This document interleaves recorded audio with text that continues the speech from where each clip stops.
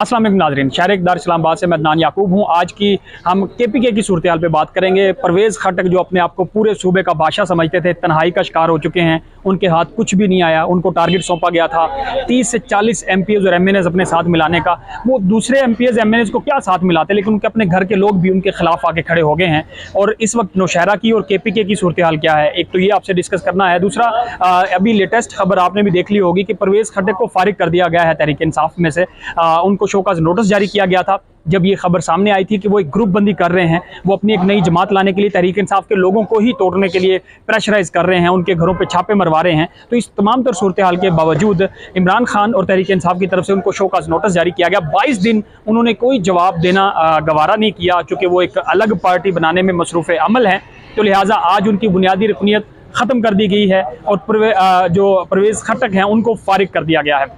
इसके बाद अब आ जाते हैं नौशहरा की सूरत हाल और केपीके की सूरत हाल में। केपीके में पंजाब की जो सूरत हाल है उससे बिल्कुल यकतरफा नहीं है, बल्कि जो केपीके में जो तहरीक इंसाफ के वोटर्स पहले जो नाराज़ थे, वो मैंने पहले भी बताया था कि अब मुत्हिद हो गए हैं, उनकी हमदर्दियाँ बढ़ना शुरू हो गई हैं। और इसके अलावा नौशहरा की जो ज़िला नौशहरा की सूरत हाल है वो भी परवेज़ खट्टक के लिए मुश्किल से मुश्किल तर होती जा रही हैं। आप ये कह लें कि परवेज़ खट्टक इस वक्त उल्टे मुंह गिरे हैं। उनका जो एक ख्वाब था वो ज़मीन बोस हो चुका है। उनको जो टारगेट किसी ने दिया था तो वो भी उसमें नाकाम हो चुके हैं, क्योंकि ईद उल अज़हा के बाद उन्होंने अपनी नई जमात का ऐलान करना था और ये ख्वाब था कि 30 से 40 MPs और MNAs वो साथ मिलाकर अपनी एक अलग, जैसे पंजाब में इस्तेकाम पार्टी लाई गई है, इसी तरह केपीके में भी तहरीक इंसाफ को तोड़ा जाएगा। लेकिन वो प्लान ज़मीन बोस हो चुका है, बुरी तरह नाकाम हो चुका है और परवेज़ खट्टक साहब भी तन्हाई का शिकार हो चुके हैं। इसमें तीन जो वाज़े परवेज़ खट्टक के दो जो करीबी साथी थे उन्होंने भी परवेज़ खट्टक का साथ देने से इनकार कर दिया और उनके अपने दामाद जो है परवेज़ खट्टक के, जो इमरान खट्टक हैं, जो इस वक्त बैरून मुल्क हैं, उन्होंने भी ये फैसला कर लिया है कि वो अगर सियासत करेंगे तो तहरीक इंसाफ के साथ करेंगे, वरना वो सियासत नहीं करेंगे। और उन्होंने परवेज़ खट्टक को भी ये बता दिया है कि वो तहरीक इंसाफ नहीं छोड़ रहे। इसके अलावा खलीकुर रहमान जो परवेज़ खट्टक के बड़े करीबी साथी समझे जाते हैं, जो साबिक सूबाई वजीर भी थे, उन्होंने भी वाज़ेह ऐलान कर दिया है। उनके घरों पर छापे मारे जा रहे हैं जब से उन्होंने परवेज़ खट्टक को ये कहा है कि वो तहरीक इंसाफ के साथ ही रहेंगे। और उन्होंने ये भी कहा परवेज़ खट्टक को कि मेरे हल्का के लोग तहरीक इंसाफ छोड़ने के लिए रेडी नहीं है, लिहाजा मैं आपके साथ नहीं चल सकता। इसके अलावा मियाँ उमर काका खेल हैं, जो परवेज़ खट्टक के बड़े करीबी समझे जाते थे, उन्होंने भी परवेज़ खट्टक को वाज़ेह पैगाम दे दिया और उन्होंने कहा कि मेरी सियासत तहरीक इंसाफ के साथ है, इसके अलावा मेरी आवाम, मेरे हल्का के लोग साथ देने के लिए तैयार नहीं हैं। तो अब परवेज़ खट्टक साहब के साथ मुश्किलात जो हैं वो बढ़ती जा रही हैं और उनके जो करीबी साथी हैं इदरीस खट्टक जो हैं वो भी परवेज़ खट्टक के करीबी हैं, उन्होंने भी वाज़ेह इनकार किया। तो ये तीन बड़े लोग थे जिन पर वो इन्हसार कर रहे थे कि अपने लोग उनके साथ आएंगे तो वो नई जमात बनाएंगे। अब एक ये भी बात ज़राए से सामने आ रही है कि परवेज़ खट्टक ने लोगों को यकीन दहानियाँ कराई कि आपको एंटी करप्शन, नैब, FIA कोई इदारा तंग नहीं करेगा, ये मेरे से आप छोटी ले लें, आप मेरे साथ आ जाएं। यानी परवेज़ खट्टक को जो जितने सरकारी वसाइल थे वो तमाम उनका इख्तियार दे दिया गया है कि अब तहरीक इंसाफ को क्रश करने के लिए केपीके में जो सरकारी वसाइल इस्तेमाल करना चाहते हैं उनका बेदरेग इस्तेमाल करें, लोगों के घरों में छापे मरवाएं, FIA को, नैब को, एंटी करप्शन को अपनी मर्जी से इस्तेमाल करें, लेकिन लोगों को तोड़ें, लोगों को खौफ व हरास फैलाएं। और केपीके की सूरत हाल ये है कि लोग नहीं टूट रहे, लोग मुत्हिद हैं। अभी बहुत सारे लोग ऐसे हैं जो खामोश अपने घरों में बैठे हैं और बहुत सारे लोग आपने देखा कि पिछले झंडा लगाओ मुहिम देखी। इसके अलावा जो कुरान पाक की बेहुरमती के खिलाफ इमरान खान की कॉल थी उसमें केपीके में लोग निकले और रिकॉर्ड निकले। इससे परवेज़ खट्टक की तमाम वो जो ख्वाब था, जो प्लान था, जो टास्क था, वो बुरी तरह नाकाम हुआ है। अब 2 हफ्ते गुजर चुके हैं ईद उल अज़हा के बाद से, अभी तक परवेज़ खट्टक अपनी पार्टी का ऐलान नहीं कर सके और ना ही कोई खातिर खा कामयाबी हासिल कर चुके हैं।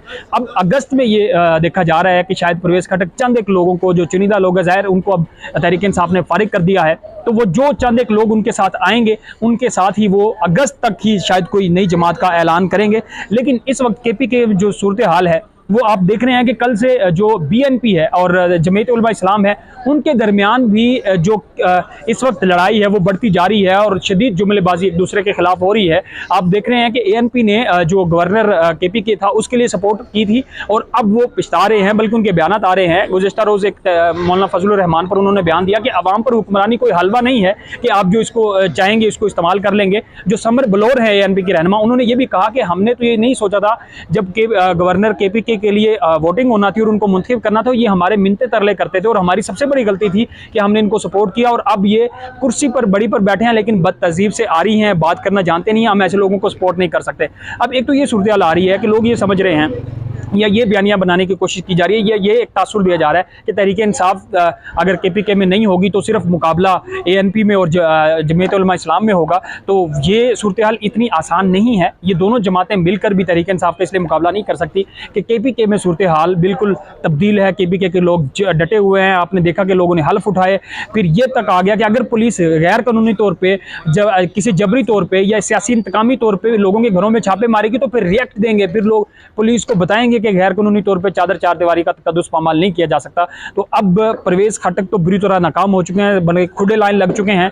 चंद एक लोगों के साथ वो आएंगे और अपनी जो सियासत करेंगे। इसके अलावा जहां भी परवेज खटक साहब गए हैं उनको नाकामी का सामना करना पड़ा है। जो नए लोग हैं तहरीक इंसाफ के केपीके में, वो ये समझते हैं कि परवेज खटक साहब तो पहले साबिक वज़ीर आला भी रह चुके हैं, वज़ीर दिफा भी रह चुके हैं और बहुत सारे ओहदे उन्होंने ले लिए हैं, तो लिहाजा उन्होंने तो एक वो रवायती सियासतदान है। लेकिन वो नए लोग जो आए हैं उन्होंने अभी सियासत करनी है और लोग इस वक्त जो उनका रुझान तहरीक इंसाफ की तरफ है, तो लोग छोड़ना नहीं चाह रहे। तो वो भी इस वक्त चाहे बुरे हालात हैं, चाहे चादर चार दीवारी का तकद्दुस पामाल हो रहा है, चाहे छापे मारे जा रहे हैं, चाहे घरों पे कारोबार तबाह किए जा रहे हैं, चाहे घरों की इज्जतें नालाम की जा रही हैं, लेकिन लोग डटे हुए हैं, लोग खड़े हुए हैं और लोगों का एक ही फैसला है कि तहरीक इंसाफ को मजीद हम जहां वहां से जो इस वक्त नताए जा रहे हैं, तहरीक इंसाफ मजीद मकबूल हो रही है, लोगों के दिलों में हमदर्दियां बढ़ रही हैं और आगे एक दो बल्दियाती इंतखाबात भी आ रहे हैं केपीके के, और वहां भी सूरत हाल वाज़ेह हो जाएगी कि तहरीक इंसाफ कहाँ खड़ी है।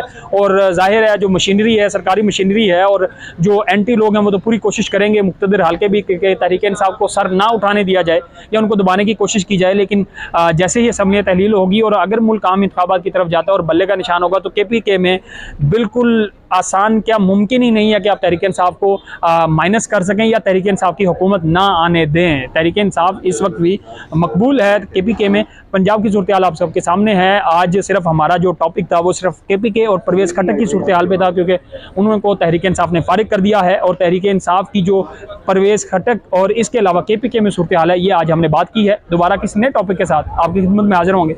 अपना ख्याल रखें। अल्लाह हाफ़िज़।